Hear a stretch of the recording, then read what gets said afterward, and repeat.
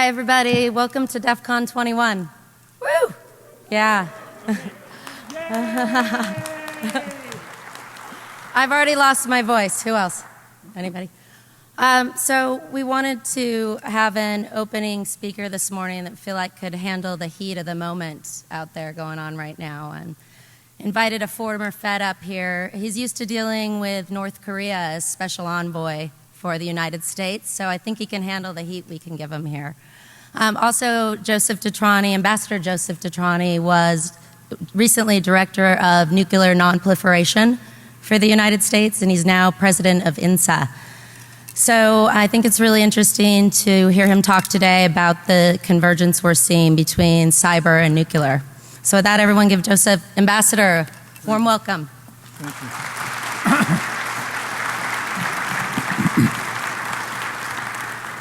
Thank you, Nico. It's an honor being here. I have to be very honest, it's a bit intimidating to be. I'm impressed with all the work you do, and I met some of your colleagues yesterday. Nico was nice enough to take me around, and the work you do is very, very impressive. I've spent 10 years, as Nico mentioned, working weapons of mass destruction issues, a lot with North Korea, but a number of other countries, as we look at weapons of mass destruction, nuclear, what was that? I'm sorry, nuclear, bio, and chemical. I thought today maybe I could talk a little about that and then sort of weave that into to some of the work you're doing where you have the expertise, and that's the cyber domain. So if please bear with me, and then maybe we could open up for a discussion or some questions, and I'll be telling you a lot what you know, but let me start off talking a little about weapons of mass destruction. But I'll sort of prelude that by giving you my sense of what, again, you know better than I, that cyber is a major national security threat to this country, to our citizens, to our companies, a threat that's growing in scope with direct impact to the economic, domestic, and defense interests of this nation. From hacktivists with a politically or socially motivated agenda, to criminals, to state and non-state actors who view cyber intrusions and attacks as a means of economic advancement, and we see a lot of that, through theft of intellectual property, and we've been reading a lot about that, or espionage, or, in the most extreme case, as a potential weapon of mass destruction. The cyber domain now shares some of the same issues I've addressed in my many years working weapons of mass destruction issues. Let me talk a little about weapons of mass destruction.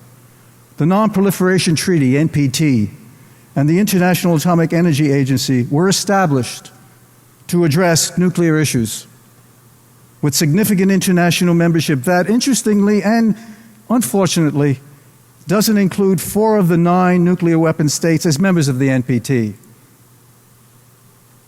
The reality is that the number of nuclear weapon states could increase significantly if North Korea retains and enhances its nuclear weapons capabilities, and Iran pulls the trigger and manufactures nuclear weapons, which they could do in a few months once the Supreme Leader, Khamenei, makes this decision, which some say is inevitable, despite the election of Rouhani as the new president. These 2 events, in my view, will incite an international nuclear arms race with countries like Japan and South Korea and East Asia and Saudi Arabia, Turkey and Egypt in the Middle East, each seeking to obtain their own nuclear weapons capability. This is the nuclear threat the international community confronts today, in addition to the real threat, and I emphasize this, to the real threat of nuclear terrorism. Non-state actors getting their hands on nuclear devices, which we know they want. That's why these organizations, the NPT, the Non-Proliferation Treaty, IAEA, International Atomic Energy Agency, the monitors of these agencies and the inspectors at Iran's nuclear sites at Natanz, Qom, Fordow, do such outstanding work. Unfortunately, North Korea pulled out of the NPT, the only country, I might add, that pulled out of the NPT. So, and they did that in 2003. Thus, there are no IAEA monitors, inspectors in North Korea looking at their facility at Yongbyon, and any other undeclared facilities in North Korea. Indeed, membership in the NPT and compliance with the IAEA safeguards helps to ensure that a nuclear arms race does not, I emphasize that, does not materialize, and that countries like North Korea dismantles its nuclear weapons in exchange for promised security assurances and international legitimacy, and Iran renounces, I emphasize, it renounces the pursuit of nuclear weapons and overtly pursues the peaceful use of nuclear energy, while also ensuring that those other nuclear weapon states work hard to ensure the security of their nuclear weapons, because I mentioned nuclear terrorism, and eventually join the U.S. in its goal of a world with no nuclear weapons. And the president has made that very clear, the objective. And he said, most likely not in his lifetime, but an objective, a goal. Unfortunately, there are no international organizations with the stature and effectiveness of the NPT and IAEA to oversee this cybersecurity. Additionally, the IAEA promotes the peaceful use of nuclear energy while also trying to inhibit the use of nuclear for military purposes. A few United Nations organizations, some regional and national forums have discussed the future of Internet governance, but there has been minimal progress. Indeed, the very definition of the cyber domain remains blurred, but is certainly not confined to the borders of any particular country. As the Council of Foreign Relations' recent report from the Independent Task Force on Cybersecurity noted, addressing the challenge of cyberspace is a global matter. And, quote, the effects of domestic decisions spread far beyond national borders and will affect not only users, companies, non-governmental organizations, and policymakers in other countries, but also the health, stability, resilience, and integrity of the global internet, close quotes. International approaches to cybersecurity are critical, yet fraught with challenges of balancing free trade with a global regulatory framework and protection of intellectual property, promoting national security, including the security of critical infrastructure, and protecting privacy when national standards on this issue differ across the globe. Let me talk a little about the U.S. executive order on improving critical infrastructure cybersecurity. It's very explicit, and I think you're all familiar with the executive order. Explicit in stating that, quote, the cyber threat to critical infrastructure continues to grow and represents one of the most serious national security challenges we now confront. The national and economic security of the United States depends on the reliable functioning of the nation's critical infrastructure in the face of such threats. It is the policy of the United States to enhance the security and resilience of the nation's critical infrastructure and to maintain a cyber environment that encourages efficiency, innovation, and economic prosperity while promoting safety, security, business confidentiality, privacy, and civil liberties. We can achieve these goals through a partnership with the owners and operators of critical infrastructure to improve cybersecurity information sharing and collaboratively develop and implement risk-based standards. That's a quote from the executive order. In the global you'll have a chance to ask some questions and we can have a conversation. In the global information age, computers and the internet are integral to every aspect of society: education, healthcare, economic growth. No area is untouched. Robert Naki, who's been here many times, writing for the Council of Foreign Affairs, states, and I quote, the tremendous gains in economic productivity over the past 2 decades are in the direct results of the expanded use of the internet for communications, collaboration, outsourcing, just-in-time inventory management, and the control of industrial processes. Internationally, the surge in global trade in both goods and services that has taken place could not have happened, emphasize, could not have happened without internet as an enabling technology, close quotes. As with many peaceful and beneficial uses of nuclear power, there obviously are many peaceful socioeconomic uses of information technology. I believe it would be a mistake, however, to think that cyber presently can be used as a tool to counter real or potential nuclear threat, as some have argued. They cite Stuxnet and its reported effectiveness in disabling a nuclear threat. And I think many of you are familiar with disabling a certain number of centrifuges in Iran. If true, Iran probably absorbed the loss and moved forward with the fabrication of even more sophisticated centrifuges beyond the reach of any so-called cyber capability.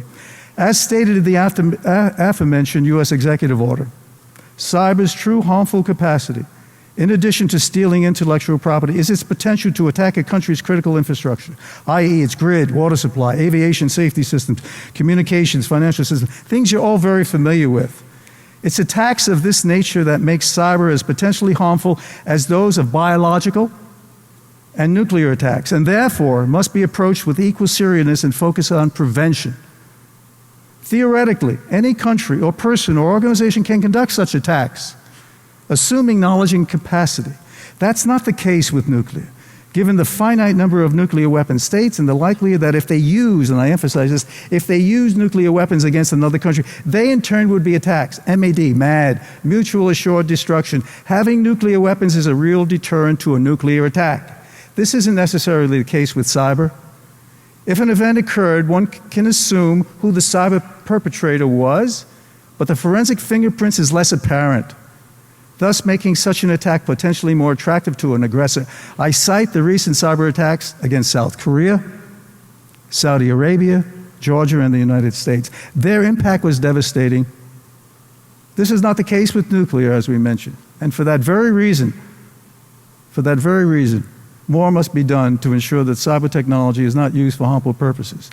The challenges for the international community and its respective governments, in addition to using cyber more effectively for peaceful socioeconomic purposes, is to help create the firewalls necessary to prevent hostile cyber attacks from stealing a country's and a company's intellectual property, or for attacking a country's critical infrastructure, as we mentioned, while also addressing the international challenge of agreements on policies that protect free trade and international governance of the Internet.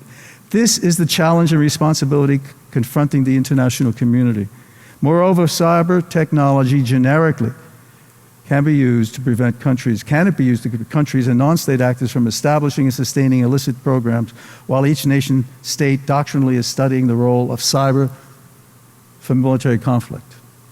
In my view, the cyber issue requires NPT and IAE type international organizations that oversee, manage, and help to control the use of cyber. Organizations that not only monitor the use of cyber, but encourage the peaceful use of cyber and permit and aid other countries, as we do in the nuclear field, other countries to benefit from these technological advances. Indeed, the need for an international cyberware treaty, similar to the banning of chemical and biological warfare agents post-World War I, after we realized the terrible damage that it caused in World War I. I believe the nuclear issue requires enhanced focus. I'll go back to the nuclear issue. This is my area, focus. Ensuring that North Korea gives up its nuclear weapons, and Iran unequivocally renounces the pursuit of nuclear weapons. These developments and the progress the U.S. and Russia are making with the New START, as we know, bringing the number down to 1,550. The President just spoke about bringing it down to 1,000. Will put the international community on a road towards a world with no nuclear weapons. Robert Oppenheimer, the father of the atomic bomb, understood the need to move in this direction when he observed that the first detonation of a nuclear device on July 16, 1945, citing Hindu scripture that, quote, "I am become death, destroyer of the world." We have the opportunity and the obligation to move in a different direction, not to destroy the world, but to enhance it. Most of you are experts in the field of information technology. You understand the cyber domain. You understand its beneficial impact on all our lives. You also understand the harm it can cause if used improperly. Indeed, we look to you to develop better tools and to help establish policies, and I emphasize this, policies to fortify and protect our networks. We look to you to develop more secure systems, to help discover terrorist plots, to uncover human trafficking, criminals, corruption, and WMD programs. We look to you to inspire others, to organize and enlist good hackers to help combat the sinister hackers who steal intellectual property, disrupt networks, interfere with communications, banking, and critical infrastructure. Our private and public sectors need your help, need your expertise to serve society. Using technology wisely has always been the measure of an enlightened society. The security of our nation needs you, the good hackers of DEF CON. I'll end on that. and maybe we can open it up to discussions or some questions or wherever you want to go. Thanks.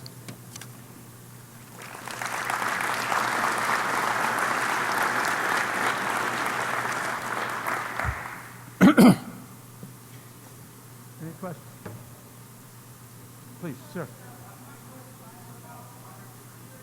I'm sorry, we have a question here. Please go ahead.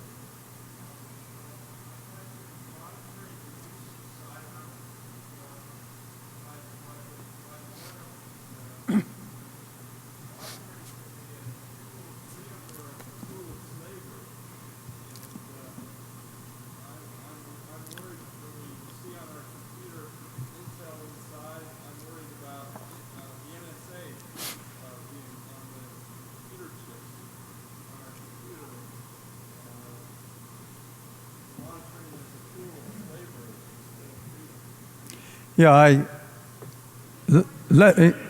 do we want to take this or do you want to ask? Do we want to take this question first?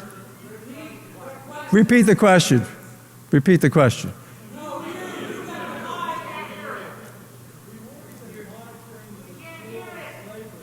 All right, well, I'm going to repeat the question.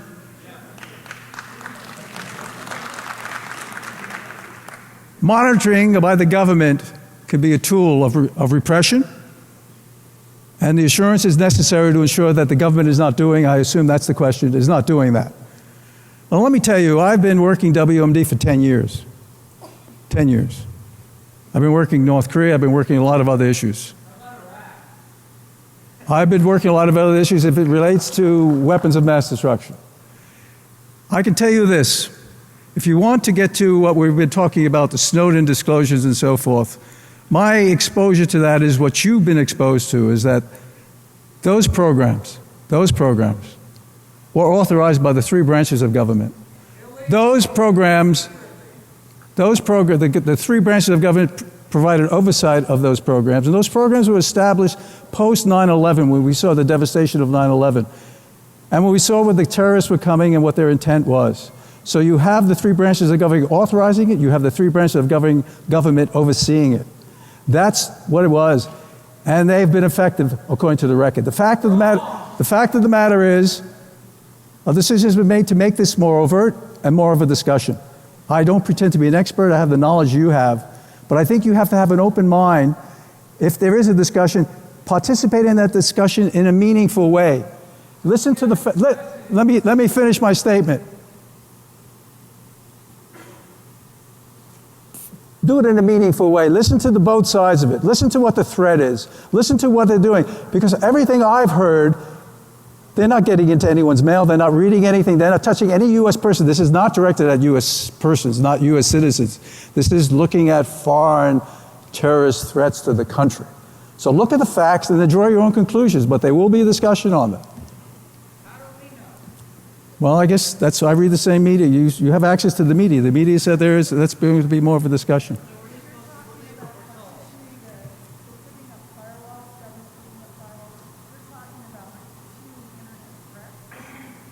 No, what I'm talking about, the question is putting up firewalls. When I say putting up firewalls, how do we protect, because the internet has no borders. It's global. How do companies protect their intellectual property? How do governments protect their critical infrastructure? Putting up firewalls, looking at securing networks, doing what's necessary to ensure that we are protecting our intellectual property, we are protecting our critical infrastructure.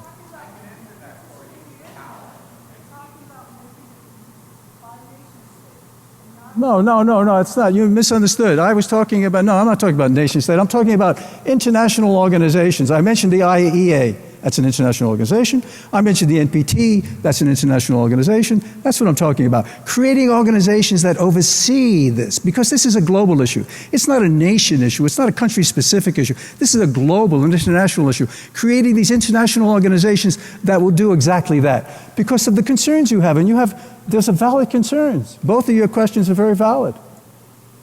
Sir.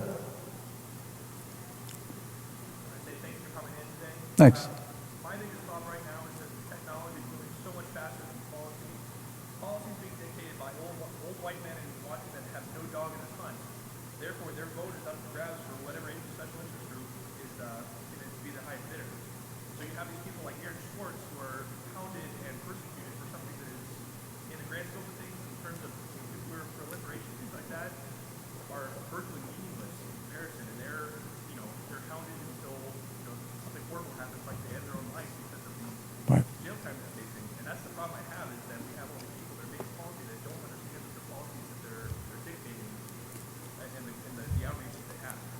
That's very good. The question from the gentleman is the policy that's being made by individuals don't really understand the impact and their consequences for making that policy, and indeed inhibiting and possibly persecuting individuals who want to move forward on that. Let me just say, that's why you all can make a difference. You have the expertise, and you're not all old white men. Look around. You can make the difference. You can get involved. You've got to. You can have that impact. Now you can have that impact also with your representatives, because this is a representative government, right? It's a republic. Make your impact with your representatives, and also get involved in the issues. I can't emphasize that enough. Okay, guys, we have a microphone now that we can use for Q&A. So if you could form a line over here. Sure. A lot of people that are in the security research division, when they uncover some sorts of security law, right now they have to watch their back. Even if they're doing it with altruistic intentions, they can still be prosecuted by a private company or We're not on a cable news show. I appreciate it. Okay, can I ask a favor of you? If you would be kind enough, sir, to come up and use the mic. I think the lady is absolutely right, so everybody can hear it. Sorry, I was just going to say that I appreciate your response. That the only thing I was going to say was that in the security research division that we have right now, the way things are right now, if someone uncovers a security flaw, they have to watch for government prosecution for being sued by Cisco or some other company, because they're uncovering a flaw and they're making public knowledge of a security issue. And it's not really in their best interest to, like you said, to participate in that theater, because they're basically opening themselves up to attack.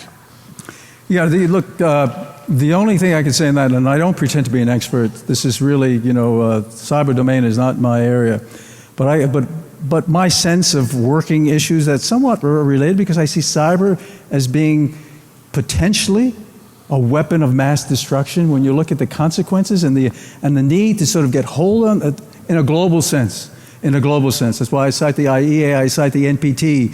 This is something that we have to come together on, and we have to do it quickly. Further to your question, that's exactly it.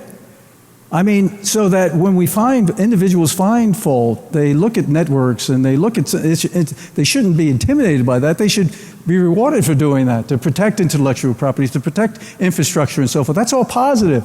So I think what you say makes sense, and I think working as not necessarily as a team, but certainly as a team, but I've been galvanizing that, and look at what you have here at DEF CON. Yesterday you had Black Hat. You've that whole cyber issue has a lot of traction. This is the time to come together on that, working with representatives, getting involved with, let me just say, and I know this sounds trite, but getting jobs with the private sector, many of you are doing, getting jobs with the government, many of you are doing, getting very much involved so you become the new culture. And it's not just, as you described, those old white men that are making these decisions and so forth. You become, and you move us in this new domain, which has significant consequences. So I think your questions are very good. Thank you. So I'm not really sure why you're here, because you don't, and you said you're not an expert on anything. I'm sorry, I didn't hear you. I'm not really sure why you're here, but since you are here and talking about weapons of mass destruction. I'm here because excuse me. I'm here because I'm invited. Okay. That makes sense. Don't you Sure. understand that? Yeah. Well, Okay. the point being, we just spent 10 years killing 100,000 people in Iraq for weapons of mass destruction, which appears to be your expertise. And I'd like your comments on the lies that got us into that, where people like you came out with the propaganda that there were weapons of mass destruction everywhere, that they were imminent to be used, that they weren't there, and that all of that government propaganda was lies. And why shouldn't we consider that what you're saying now is lies? Let me answer your question. Because I don't think the feds tell the truth, and I think we should fuck the feds. Let me answer your question. You could assume whatever you want. If you want to be blunt, you could assume whatever you want. And if you want to, record of the UN. Let me finish. You could assume whatever you want, but if you want to be blinded to what's happening, if you want to be blinded to the terrorism threat, if you want to be blinded to, well, you laugh? You're not concerned about terrorism. 9/11 was not a reality? Was 9/11 caused by weapons of mass destruction? If we want to be blinded, we listen to you. Why did we go to Iraq and kill all those people? The government told us it was because they had weapons of mass destruction. I think We used depleted uranium shells on the city of Fallujah and have a 50% death rate of the bursts and a 30%. Sir, let me just say something. In my presentation this morning, I was not talking about Iraq. I think. But that's what we want to talk about.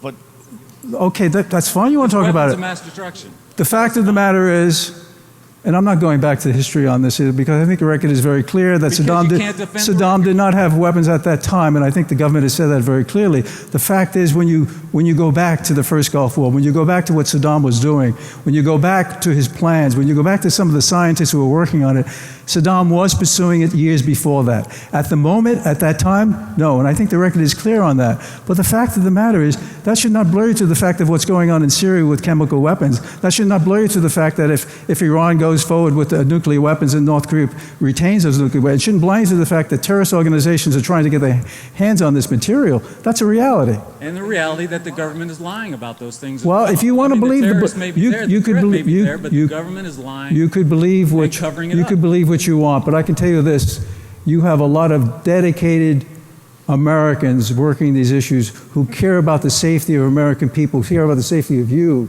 and all of us in this room here, and spend time doing that because we know what the threat is and we're trying to communicate that. Now, if you don't want to hear that, if you don't want to be oblivious to it, that's your business. But there are a lot of people putting their lives on the line to protect all of us in this room. No, that's not what they're doing. move on. Okay. Thank you for being here. I think this is a question you don't need to answer, but who participated in creating the speech? I'm sorry? Who participated in creating the speech? What speech? Like the one you just gave. I Oli. did. Only you? Only me. Okay, thank you. You mentioned Iran at the beginning of your speech. You said that they were months away from creating a nuclear weapon. Considering that we've been hearing that for the last 30 years, most particularly in the last 8 years, and it hasn't happened, why should we believe you now when you've been so wrong in the past? Sir, let me ask all of you to do something. And I know you're all very smart people, and you really have cyber, and you search the internet. Go on to the Board of Governors report, the Director General of the IAEA, Amano. Every 3 months he does a report to the Board of Directors. Go to the May 22nd, 2013 report and see what the IAEA, independent organization, says about Iran's program, about the 17,000 centrifuges, about the sophistication up to the IR-4 centrifuges, about 180, now it's 190 kilograms of uranium enriched to 20% purity. And we know the red line being 250, and we know to go from 190 to 250. Of the 6 tons of uranium enriched to 5% purity. We're talking about 5 to 6 weapons. Talk about what the IAEA, it's not what I'm saying, it's not what the US government's saying, it's what the intelligence, what the IAEA is saying. Read that report and the ones that preceded it, and the new one is coming out in a few weeks, and then draw your own conclusions. We have all these reports going back years and years and years. Every year it's a scary report about Iran. I'm sorry, I didn't hear you. Every year there's a scary report about Iran developing nuclear weapons, and they've never developed nuclear weapons. We're not talking about them developing. We're saying they have the capability, and they're at a tipping point. And if they make a decision, Khomeini makes a decision, they could do that. They could do that within months. Hopefully they don't make that decision. Hopefully that isn't, because it will open up some suspect. I assess, as a person, that would open up an arms race in the Middle East. Because I don't think countries are going to sit there. When you look at the Sunni Shia aspect to it there, when you look at Iran's support to Hezbollah, when you look at what's going on in Syria, I think that would be a concern. And let me put it very bluntly. If you're sitting in Israel, Iran with nuclear weapons is indeed an existential threat. So you've got a lot of factors there that you're considering. I'm sure for the Iranians, Israel in possession of nuclear weapons is a far greater existential threat than the threat that Iran might develop nuclear weapons sometime in some undefined future. Sir, Especially, you know, sir, just Iran read, is a signatory just to the read the NPT, board of isn't it? what, you draw your own conclusions. You make your own. I'm making my own assessment. You I make am your own making my assessment. own conclusions, Yes. yeah. Have you read the board of directors report? I have not. Have you read any of their reports? Even if he accepts it, though, he's saying that he trusts other states less. So even if he accepts that they're doing it, Except they're doing what? accepts that Iran is making those. I'm sorry. I'm not following your logic. I'm sorry. I give up. Okay, I'm sorry. I think the way that you are approaching the cyber issue is wrong-headed and misses the point. So we don't need an international. No, but government? I think I can tell you. You talk about protecting our nation's grid and so on. If our nation had a power grid that was robust, you wouldn't need firewalls protecting other people or protecting us from other people. We need to make what we have secure. And then this talk about monitoring the world's cyber, which is pretty ridiculous because it can't be seen.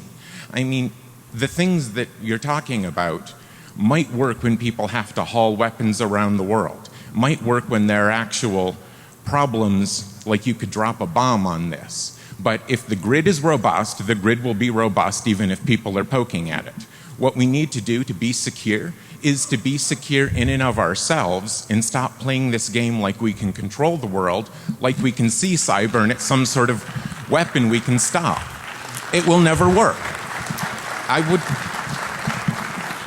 Well, let me just say, if we could make our systems the robust as you just described, whether it's our corporations that are losing intellectual property, and we just saw that in South Korea, we saw it in the United States, we saw it in Saudi Arabia. If these companies can ensure that their systems are secure so that these bad hackers can't get into them, or individuals or governments can't do that, that is fine. If we could come up with the grids that are impenetrable, that would be great. That's your challenge. That's our challenge here to do that. The fact of the matter is we see vulnerability. We, internationally, I'm not talking about any particular country, I'm saying international.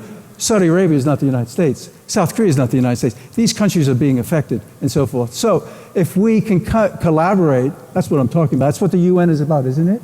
You can collaborate on offering people technologies that they can use to secure their own systems, but there's no possible way that then we need to forward. We need to move forward on that. Thank you. This is what I'm trying to say to you, though. The words that you're using to us, we recognize to be counterproductive. You want to put a firewall around this to keep these people safe, to help these people. There are things that we could do to help these companies to be secure. Well, then that's your challenge. Well, now you're interrupting me. I'm trying to say to you that the words you're using to us are ones that are guaranteed to pretty much make this conversation less effective. And we would be willing, probably in a lot of ways, to help. But the old world terms of firewalls and monitoring, they just don't apply. If you want to know what would work, then ask us how you should be set up. Don't talk to us about working like the IAEA. Ask us how. Well, then let me posit this to you. Sure. I'm giving you my experience working weapons of mass destruction. You're the expert on cyber technology, information technology. Move forward with what you just proposed. No, let me finish, no. Move forward with what you just proposed so that the South Koreas, the Georgias, the Saudi Arabias, the United States, our companies are not. Go out and work with these companies and do it. I know many of you are doing it. That's the challenge. And that's the challenge I mentioned to you and all of us in this room a few minutes ago. You're the experts. Go out and do what you're talking about. But you are saying things that are... Well, I hope I didn't want to offend you with the things, but I don't use your same terminology because you're the expert in the area of cyber, information technology. I don't pretend to be. I'm using terminology I'm comfortable with weapons of mass. If it's not applicable in your area, I think it's the intent. It's not the words. No, the intent... Well, I say it yes, you say no, we disagree. Maybe I could help, because I see that your intent, I get that you want to do these things, but the things that you're saying are sort of incorrect for the area. And if you just want to say my intents are good, I mean it from this, I've got this experience, then okay. But when you put it that way, it's not going to work as well. So you mentioned that we should use our skills to participate more and use our knowledge to help educate, our representatives, et cetera. I know I've done a lot of lobbying on things like SOPA and stuff like that, and it seems like the corporate interests largely have captured our representatives. What do you feel about the role of hacktivism and using our skills directly in modern democracy?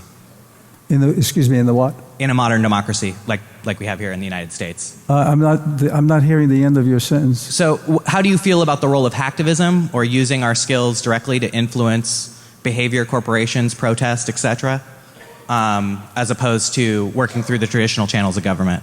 Well, yeah, many of you, I'm sure, are working with the private sector. I think cyber is one of the major issues affecting because we're talking about intellectual property and the billions of dollars that are being stolen from the corporate sector, not only in the United States, obviously, but globally, internationally, yes. So getting involved with these companies to do that, to protect that, yes.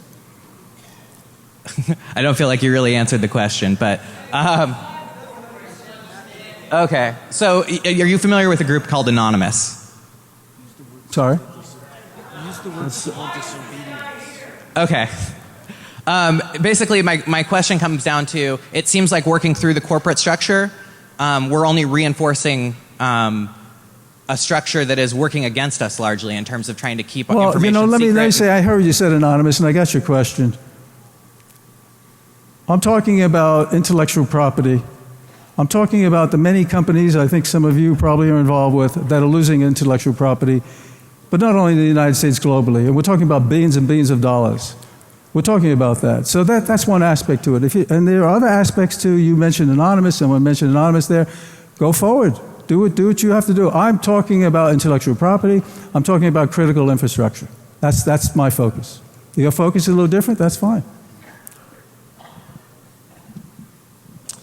In your opinion, how has the NPT non-proliferation regime been impacted negatively, I guess how much, by regularizing civil nuclear relations with India? Well, the NPT, we would like countries to be members of the NPT. And if you heard my comments there are 4 countries that are not members of the NPT, right? Yeah. And that's unfortunate. We would like to see all countries become members because of safeguards and additional protocols. That's exactly right. So non-membership in the NPT, because it affects the IEA and the monitoring aspects, is a negative development. We would like countries to be part of the NPT. Well, so my question is the act of the United States regularizing our relationship with India's civil nuclear regime actually working against the NPT? Well, that's a bifurcated issue, right? Because the U.S. has decided there is a civilian program and there is a military program in India. And a decision was made by the previous administration to deal with India in a bifurcated way. Okay. It seems like it's giving up one of the big carrots that the NPT has. Well, countries like North Korea cite what you just cited. And that's a reality there. But we see India as a democracy, a country that is using civil nuclear programs in a meaningful way. And that's the bifurcation. Okay. Thank you. Hi there. 2 things. The first one, a shout out to DEF CON for closed captioning there. I think that's fucking cool. So, yay, DEF CON. And then the second thing is, I guess I'm a little perplexed because, oh wow, I'm shaking. Because it seems that in terms of resources that the government spends in terms of dealing with cyber warfare, it's always through the lens of state agents. That's the threat. And it seems to me that there's billions lost every day by people who are victims of cybercrime, and that the NSA's mandate, for instance, doesn't at all deal with that, and that the government resources don't at all seem to address this. Yet to me, and maybe I'm wrong, but it seems to me that that is proportionally, in terms of its economic impact on the US and other Western nations, the much bigger threat. Thanks. Well, those are fair comments, and you need to get involved, and all of us need to get involved. It's a multi-dimensional threat. I think you just cited that. Ambassador, I'm wondering what you think the prospects are for restarting the 6-party talks around North Korea, especially given it seems that most of the major players continue to fail to recognize the importance of signing a permanent peace treaty 60 I think years it's after the end I of think the it's a war? good question. I think it's important to get back to negotiations with North Korea. I think North Korea now has indicated with the new government, Kim Jong-un, that they're prepared to address the denuclearization issue. It's not a question of non-proliferation, it's a question of denuclearization. They're prepared to look at and consider the 19 September 2005 joint statement that spoke to comprehensive denuclearization in exchange for security assistance and economic security assurances and economic assistance. So I think those are positive. I think the concern of immediately coming back to the six-party talks is how sincere is North Korea with this approach. And I think if North Korea continues to be sincere as they say they are, and they're saying this to China certainly and publicly now, and cease and desist with more threats and attempts to intimidate and nuclear tests and missile launches, I think the sense is that the negotiations will resume, and because we need to be successful with North Korea. We need to be very, very successful, and I think we can accomplish that. I absolutely agree with that. That's why I asked about the peace treaty in particular. Maybe it's time for a fresh approach or different set of eyes, because it seems like whatever's been tried before just hasn't worked. Yeah, well, that's a very fair point. That's a fair point, and this is exactly being reviewed. No one wants to go back to talks for the sake of talks. Because as we've been talking, North Korea has gone from 6 to 12 nuclear weapons. We believe they have a uranium enrichment program that's also fabricating weapons. We see nuclear tests, missile launches. Now they put a satellite in orbit. The trajectory has gone the other way. So what we want is talks, not for the sake of talks, but an implementation of a program that would lead to success. And my personal view is, I think with the assistance, certainly the six parties coming together, the 5 countries with North Korea, and certainly China being very, very much involved with North Korea, an ally, I think we will see progress. Thank you. Hi. You compared cyber to chemical weapons in World War I. What do you see as the parallels there? No, I wasn't comparing. What I'm saying is, when we saw the devastation of biological weapons, chemical weapons, the international community rose up and said, my God, we have to sort of understand this and work together as a community, not countries, but as an international community globally working together. And that's why we have these international protocols on the biological weapons convention, the chemical, and the same thing with the nuclear, where the international, this is not a country-specific issue, it's a global international issue. And I think we all admit, you're the experts. Again, cyber is not a country-specific issue. It's a global issue. I don't want to speak for people here, but I suspect their response would be that there's simply too many non-state actors for a massive... That's a fair point. That's why it's a difficult issue. That's a difficult issue. It's a challenge. Okay. Peace.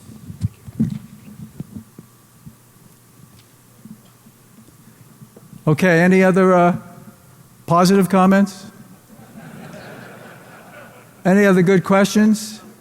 Actually, good? no, we need to get the next speaker. Okay, we got the next speaker. So good luck, and use that energy, use that expertise, and help this government work with the international community so that we do counter the potential threat and use it in a peaceful, meaningful way, which it is. So you are the experts, so good luck to all of you.